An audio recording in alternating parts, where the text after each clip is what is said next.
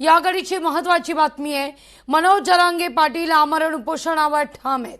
30 तारखेला आंतरवाली सराटीमध्ये पुन्हा उपोषण सुरूच करणार यावर जरांगे पाटील ठाम आहेत। सरकारला आणखीन किती मुदत द्यायची हा सवाल जरांगेंनी उपस्थित केलाय। चर्चेकरता पुरेसा वेळ दिला, आता कठोर भूमिका घेण्याची वेळ आली आहे। उष्माघाताने जीव गेला तरी चालेल, याला सरकार जबाबदार असं म्हणत जरांगे 30 मे पासून आपल्या आमरण उपोषणाला बसतायत। एवढं कठोर उपोषण देशात कुठंच झालं नसेल असंही जरांगेंचं म्हणणं आहे। समाज बांधवांनी आंतरवाली सराटीकडे येऊ नये असं आवाहन देखील जरांगे पाटील यांनी केलेलं आहे। या सगळ्या मुद्द्यावर बोलण्याकरता स्वतः मनोज जरांगे पाटील आपल्या सोबत थेट जोडले गेलेत। नमस्कार दादा, स्वागत आहे तुमचं लोकशाही मराठीमध्ये। तुम्ही आपल्या पत्रकार परिषदेत थेट म्हटलेलं आहे की या आजवर एवढं कठोर उपोषण कधीच झालं नसेल देशात। इतकं कठोर उपोषण 30 मे पासून सुरू होत आहे। आता आरपारची लढाई। आता शेवटी आम्ही त्यांच्यावरती विश्वास ठेवला होता। त्यांनी शब्द दिला होता की आम्ही 100% मराठ्यांना मागण्याची मंजुरी देतोय। आम्ही आता राज्यातल्या त्यांच्या शब्दावरती सगळ्या बैठका बंद केल्या होत्या ना, मग आता का फसवतोय? आम्ही तर बैठका तुमच्या शब्दावरतीच बंद केल्या होत्या। आता मग मला आता कठोर निर्णय घ्यावा लागतो। एकतर आरक्षण द्या, असता आम्ही तर पडून मेलेले बघा। तुम्ही म्हणाला सरकार तुमच्या विरोधात डाव रचतंय, नेमकं काय घडतंय? ज्यावेळी आरक्षण मागण्याकरता किंवा नोंदी सापडल्यावर प्रमाणपत्र घेण्याकरता मराठा जातोय, त्यावेळी नेमकं काय घडतंय? तुम्हाला असं का वाटतं की सरकार डाव रचतंय? आता इथून पाठीमागं प्रमाणपत्र निघाले, नोंदी शोधल्या, आता नोंदी पण शोधत नाहीत आणि ज्या नोंदी शोधल्या त्याचे प्रमाणपत्र पण येत, त्याचे प्रमाणपत्र आले त्याच्या व्हॅलिडिटी येत नाहीत। काय चुकीचं आहे? हैदराबाद गॅझेटियरचा JR काढला, त्यानुसार मराठ्यांना कोणते प्रमाणपत्र दिले जात नाहीत। ते शाळेत दिले, बाकीचे कुठे गेले? बाकीचे गेले कुठं? 58 लाख नोंदी निघाल्या, का प्रमाणपत्र देत नाही तुम्ही? काय कारण आहे त्याचं? हे सत्यता आहे। भावाला दिलं गेलं, वहिनीला देत नाही, त्याच्या लहान्या भावाला देत नाही, एका मोठ्या भावात निघतं, लहान्याचं नाही। काय वागणूक आहे मराठ्यांना? म्हणजे यांचं काय आहे? यांना मराठा संपवायचं कसल्या परिस्थितीत? यांना मराठ्यावरती अन्याय करायचा। अरे माझा गरीब समाज, देव समाज रात्रंदिवस कष्ट करतो राहू। लेकरा बाळांचं कोणाला वाटतं बरं मोठं होऊ नये? अधिकारी मराठा असला तरी वाटतं आपलं लेकरू बाळ मोठं व्हावं, लेकी बाळी मोठं व्हावं। राजकारणात असणाऱ्या मराठ्यांना सुद्धा वाटतं त्याचे लेख बाळ, त्याचं लेकरू बाळ मोठं व्हावं। असं थोडं आहे भाजपमधल्या मराठ्यांना आरक्षण लागत नाही, त्यांच्या कार्यकर्त्याला लागतंय, त्यांच्या लेखीबाळीला लागतंय, भाजप शिवसेना राष्ट्रवादीच्याला लागतंय। मी त्यांच्या समाजाच्या, त्यांच्या लेकरा बाळाच्या कल्याणासाठी लढतोय आणि हे सरकार जाणून बुजून प्रत्येक वेळेस देत नाही। हैदराबाद गॅझेटचा JR काढला, प्रमाणपत्र बंद। 58 लाख नोंदी सापडल्या, कुणबी प्रमाणपत्र दिले, व्हॅलिडिटी बंद। काय सरकार? अधिकारी डायरेक्ट सांगतात, मुख्यमंत्र्यांकडून फोन आले देऊ नका म्हणून, डायरेक्ट सांगतात, नाव नाही सांगतात कारण ते बिचारे नोकऱ्यांचा प्रश्न असतो। सातारा संस्थांचा JR काढायला 1 महिन्याचा वेळ मागितला होता मुंबईत आपल्याला। आता उद्याची 29 मेला 10 महिने पूर्ण होतात, ती वेळ द्यायचा। आता जून मध्ये ऍडमिशन आहेत, 50-60 लाख पोरं तरी माझ्या गरीबांची ऍडमिशन आहे, त्याचं वाटलं नाही होणार? काय सरकार? अरे तुम्ही काय करा, तुमच्या क्षमता काम करण्याची क्षमता ठेवा, दम लागतो त्याला, मग नाव कमव। जनतेच्या मनावरती माणूस काम केल्यावरती राज्य करतो, असं राज्य करत नाही। यांना फुकट श्रेय पाहिजे, याला बोला त्याला बोला। शरद पवारच्या विरोधात बोला, कशामुळं? शिंदेच्या विरोधात बोला, कशामुळे रे? नारायण राणेच्या विरोधात बोला, अशोकराव चव्हाणच्या विरोधात बोला, ठाकरेंच्या विरोधात बोला। तुला माहितीये बोललेलो आहेत का नाही आम्ही? साष्टपिंपळवरून आंदोलनाच्या टायमाला ठाकरे सरकारच्याच विरोधात होतो, उगाच काहीतरी। दुसरं काय प्रश्न? आणि तुम्ही म्हणे खूप तुमच्या जवळच्या मंत्र्यांना भेटत आहात, आम्हाला पण भेटा हो, आम्हाला पण बोलो हो, एक वेळेस संधी द्या हो, आम्ही 100% करू। बोलिलं तुला आता हॅकने काय केलं तो गाचपाने? काय केलं? दम लागतो त्याला, क्षमता ठेवा रे. प्लस नाव मिळत नाही ताई, कष्ट करावं लागतं, मेहनत घ्यायला लागते, प्रोटोकॉल तोडून जनतेत जावं लागतं. मराठ्यांनी सत्तेवर बसवलं तुम्हाला, मराठ्यांनी त्याच मराठ्यांची हेळसांड करायला लागतो. का फुकटचा मान सन्मान पाहिजे का? मी बार बार सांगितलं राव, सातारा हैदराबाद गॅझेटचा जी आर काढला, क्षणाच सांगून टाकलं देवेंद्र फडणवीस विखे पाटलांनी कल्याण केलंय, पण पुढचे बी रोखू नका. दिला श्रेय, कुठ श्रेय पाहिजे यांना, नुसते अंगावर घालते, त्याला त्याच्या अंगावर, त्याला त्याच्या अंगावर. ते काम करते तसं काम करा ना. तुम्ही मंत्री झाला का हवातच जाता. एक दिवस तेवढं बोलत होता, याव करा त्याव करा, त्या दिवशी ते नाटक केल्यासारखं. मोदी साहेबांनी आदेश दिले, तेल वाचवा, डिझेल वाचलं पाहिजे. एक दिवस बुलेट, एक जण आकडे टाकायचे त्या गाडीवर, ती कोणची असते त्याची गाडीवर, आकडे टाकायच्या गाडीवर. कोणी रेल्वेने छेडायला लागलं, छेडावर बुलेटवर तुम्ही एकदा या बरं मराठवाड्यावर मुंबईत तशी धेंडळी लागती बघा तुम्हाला एका दिवसात. आपलं पडायचं फक्त, शेतकरी हाणायचे, मराठी हाणायचे, धनगराचं वाटोळं करायचं, त्यांना आरक्षण द्यायचं, मायक्रो उद्ध्वस्त करून टाकायचं. कांद्याला भाव नाही, डिझेलला आता लोक घ्यायला गेले, पण करून सांगले काय तुम्ही निकी मत्ता आहे रे तुमची. मराठी संत वागणार आम्हाला एवढं कच्च समजत हवं तुम्ही. झाला एकदा अंतर हल्ला, पुन्हा डोक्यात बॅन नका फडणवीस हल्ला, प्राणघातक हल्ला करून आंदोलन मोडायचा. तो समजू नका मराठ्यांना. माझ्या सुद्धा करोडोनं प्रेम करणारा एक वर्ग आहे. मी नुसतं इथं कठोर उपोषण करत म्हणलं लागले अंतरवाली भरायला.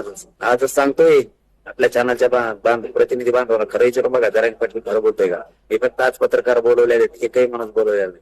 जशी घोषणा झाली, पाऊण घंटा झाला असेल घोषणा झाली, लोक अंतरवाली भरायला लागली. इथं लोकांनी फडणवीस साहेब असं कमावं लागतं विश्वास, रिझल्ट द्यावा लागतो लोकांना. तुमच्यासारखं असं हल्ले हुल्ले करून माणूस मोठा होत नसतो, त्याच्यावरती दादागिरीच्या जीवावरती. असं नसतं चालत बॉस. नीट वागायचं शिका. पुढच्या काळात तुम्हाला वाटलं उपोषणला बसन, इथं बसणारच आहे. हल्ला करायचा डाव कोणा करायचं नाही, झालं एकदा मागात पडल. मराठ्यांना माझं लोकशाही चॅनलच्या माध्यमातून आव्हान आहे, एकाही मराठ्यांना अंतरवालीकडे येऊ नका, लय ऊन आहे. मुसळधार पाऊस आला तरी येऊ नका, मी लढतो तुमच्या लेकरा बाळासाठी. मी झुंजतो इथं, इतर पुढून गेलं तरी चालत नाही, रखरख त्याकडे कुणात मी लय झाली या जीवाची तरी चालत, पण मी आहे. तुम्ही येऊ नका, शेतीचे काम सगळेजण करा, आणि राज्यात कोणीही उग्र आंदोलन करायचं नाही. हे लोकशाहीच्या माध्यमातून माझं मराठा समाजाला आव्हान आहे. जर उग्रच करायचं तर मी कशाला उपोषणाला बसन, मी पण रस्त्यावर येईल ना. आपल्याला शांततेत हे मिळवायचंय, आणि मी खंबीर आहे. मी याचे सगळेच गुढघेवर आणतो, मी यांना गुढीवर टिकतो. मनोज, आता सरकार तिघांचं आहे, 3 पक्ष सोबत आहेत सरकारमध्ये, आणि एकत्रपणे राज्य सरकार काम करत आहे. असं असताना फडणवीसांवर इतका राग का? येऊन काम करताना पण ते काही त्रास देत आहे, कुणाला त्रास देत आहे, कुणालाच काम करून देत नाही. ते विचित्र माणूस देव, ती स्तुती करायला मग काम तसं करावं ना. आजी दादाच्या कोणत्या मंत्र्याला काम करून देत नाही, ते कोणत्या शिंदे साहेबाच्या करून देत नाही, आणि अर्ध्या मंत्र्याला भाजप मधल्या काम करून देत नाही. ते लय विचित्र आहे सगळं. त्यालाच विचारावं वाटतं. त्याचं कसं आहे बरं का, ते एक पिक्चर होता बघा मराठी, कोणचा सासू सोनाचा, तसा खेळ आहे त्याचा. सून टिंबू टिंबू घ्यायची, आणि सासूला काहीच काम येत नाही, बिगर कामी तेल सुद्धा वाटता येत नाही भाजीत, तिला कामा धामात फोडणी देता येत नाही. असलंय ही सासू आहे महाराष्ट्राला लागली. देवेंद्र फडणवीस म्हणजे फुनशी सासू, नुसते कोपर खेळ्या आणती. चांगली काम करणारी सून असली तरी बी बेजार करती, बिगर काम करणारी असली तरी बेजार करती. देवेंद्र फडणवीस म्हणजे फुनशी सासू महाराष्ट्राला लागलेली. मनोज दादा, तुम्ही या सगळ्या संदर्भात गेले अनेक वर्ष लढा देताय. आश्वासनं दिलं जातं प्रसंगी, या सगळ्या प्रकरणी तुम्ही अगदी मुंबईच्या वेशीपर्यंत येऊन सुद्धा ठेपलात. विजय आपलाच म्हणून विजयाचा काहीसा गुलालही उधळला गेला. आश्वासनं मिळाली, पण इथं मात्र तुमचं असं म्हणणं आहे, आश्वासनं दिली जातात, अंमलबजावणी मात्र शून्य. पाणी नेमकं कुठं अडतं? सगळं पाणी फडणवीसांपाशीच अडत, दुसरीकडे कुठेच काहीच होऊ देत नाही तो माणूस. इथून पाठीमागचा रिझल्ट आहे लोकांना, म्हणून लोक बोलत नाही. शिंदेचे मंत्री आणि शिंदे हे लोकांच्या मनावर राज्य का करते, अजितदादा आणि अजितदादाचे लोक मनावर राज्य का करते, त्यांचे लोकांवर काय करते. फडणवीसांचे अर्धे आमदार मंत्री हे जनतेच्या मनावर राज्य का करते, ते डायरेक्ट कामं करते. फडणवीसांचं खुनशीपणा, द्वेष, विषारी विचार पण कळू द्यायचं नाही, हसत बोलायचं आणि समाज बर्बाद करून टाकतो. त्यांनी त्यांच्या काळात लोकांना रिझल्ट दिला, तुमच्या काळात रिझल्ट द्या ना. तुम्ही आल्यापासून 58 लाख नोंदीचे सगळे कुणबी प्रमाणपत्र बंद झाले. ज्यांना कुणबी प्रमाणपत्र मिळाले त्यांचे व्हॅलिडिटी पूर्ण बंद झाले. टोटल शिंदे समितीला 2दा वाढ देण्यात आली, एकही रेकॉर्ड त्यांना शोधू दिला नाही.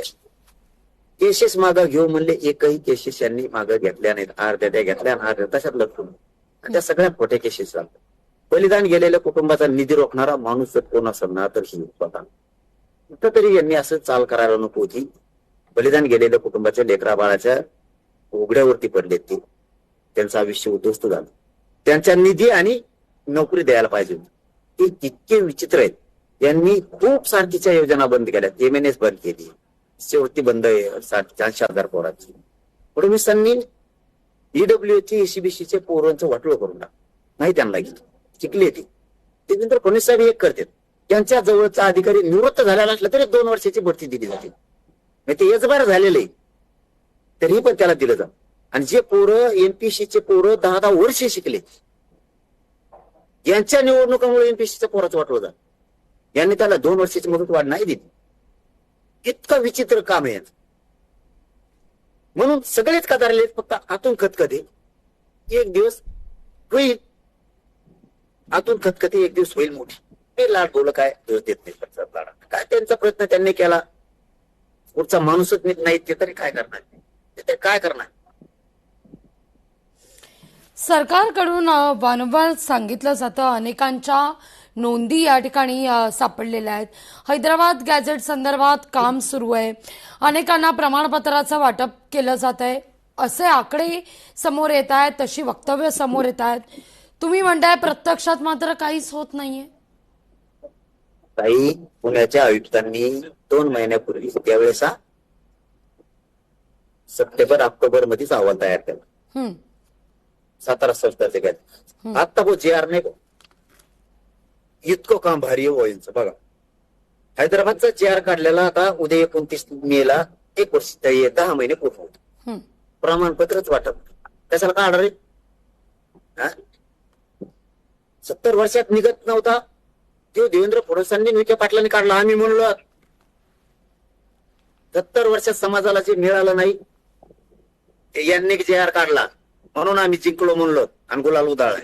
आणि सत्याचे ते JRच नाही मराठ्याचं एक पण 75 वर्षात पहिला JR काढला. आम्ही श्रेय त्यांना देऊन टाकलं, फडणवीसांना आणि विखे पाटलांना. का रे प्रमाणपत्र वाटवायचं थांबवले? पुढचं लढायचं नाही का मग? तिथं गुलाल उधळला मग थांबू का? JR काढला तर कोणती प्रमाणपत्र आहेत, व्हॅलिडिटी आहेत. आता कमीत कमी 70-80 लाख पोरं ऍडमिशन घेते जून मध्ये, वाटवून करतील नाही पोरांचं. व्हॅलिडिटी कोणी द्यायचे? मराठा आणि कुणबी मंत्रालय स्थापन करायला काय अडचण आहे? ओबीसी स्थापन करायला जमतं. मराठ्याचं काय चावतं काय? मत गोड लागते मराठ्याचे, म्हणजे त्यांना बोगस आरक्षण द्या. पोट जाती उपजाती म्हणून 83 क्रमांकाला मराठा आणि कुणबी एक असून मराठ्याची पोटजात कुणबी होत नाही का? उपजात होत नाही.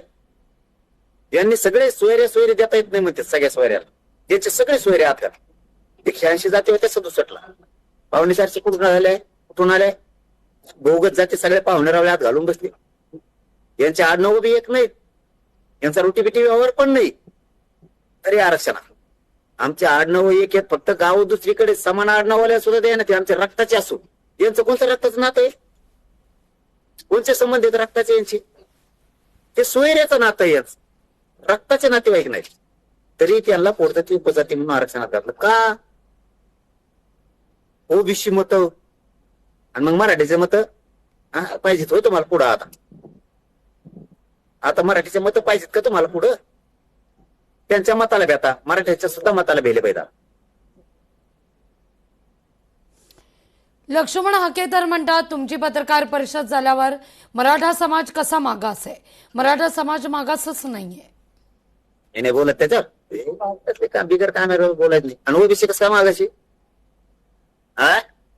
ओबीसी कसं काय मागास? कुठून? काय मंत्री लोक? आता नवीन प्रश्न आला एक ताई, लोकशाहीच्या माध्यमातून सांगतो नवीन आलाय ते म्हणतात पश्चिम महाराष्ट्रातल्या मराठ्यांना आरक्षणाची काय गरज, त्यांच्याकडे ऊस येतं, फळबागा आहेत, सदन बाग. ओबीसीचे ऊस नाहीत काय तिकडे, फळबागा का त्या डोंगरावर का दगडावर वाट्यावर.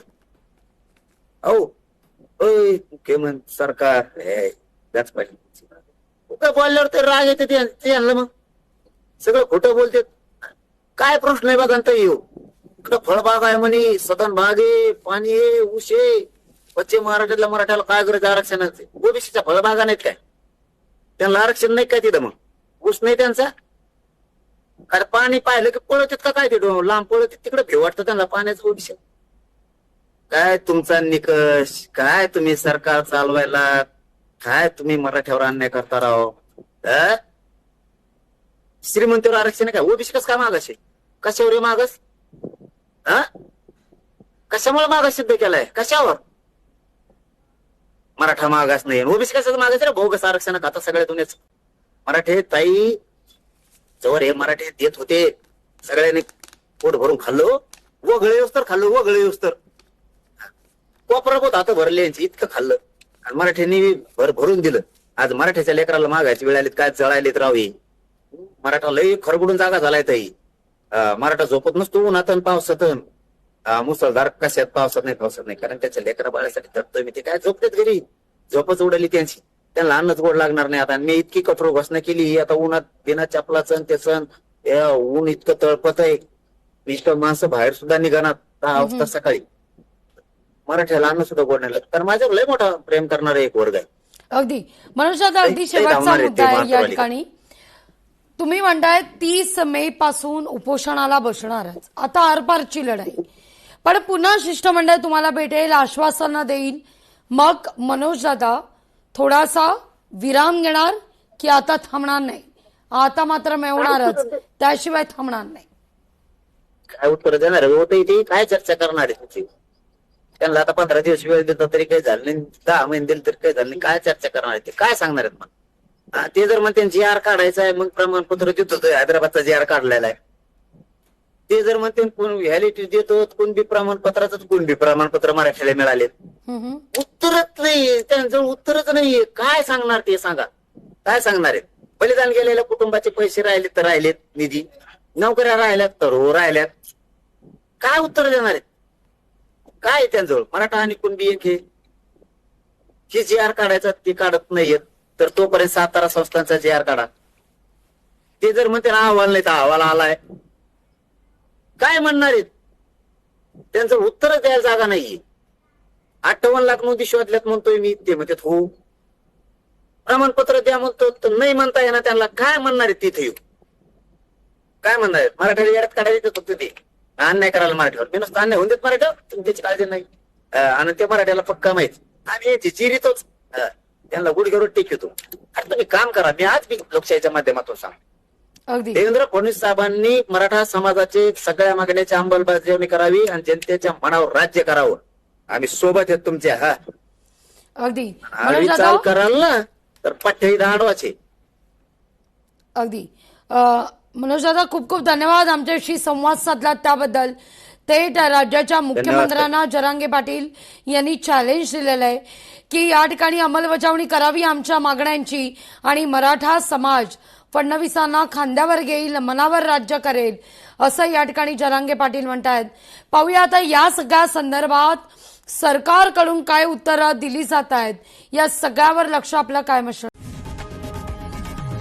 लोकशाही मराठी ऐका, पहा, जागरूक रहा.